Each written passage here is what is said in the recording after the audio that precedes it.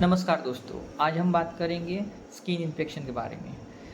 Fungal infection, acne, dry eczema और दाग धब्बे ये कॉमनली देखे जाते हैं।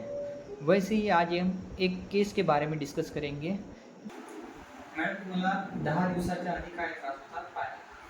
पायाला खूप इच्छिक होत होती.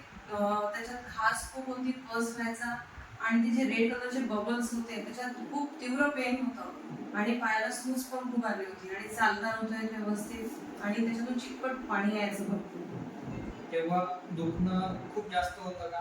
हो, म्हणजे चालताच नव्हतं येत मला. आणि किती दिवसापासून त्रास होता हा?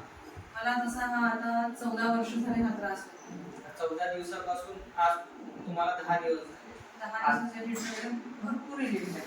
10 दिवसाच्या मध्ये काय तुम्हाला फरक वाटतो त्यात? भरपूर म्हणजे दुखणं कमी वाटतंय?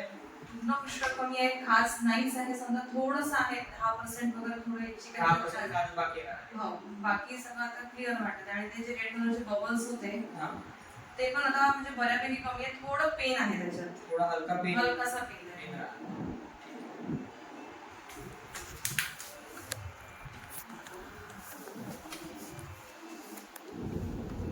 तरी आज तर थोडी खा झाली म्हणून लाल आहे, नाही तर पूर्ण स्किनचाच कलर आला होता त्याला. नॉर्मल स्किन सारखा झाला होता. हो हो. ठीक है। 14 साल पुराना इन्फेक्शन इतनी जल्दी ठीक कैसे हुआ? इसके 3 मुख्य रीज़न हैं। पहला, योग्य निदान। दूसरा, योग्य औषधि।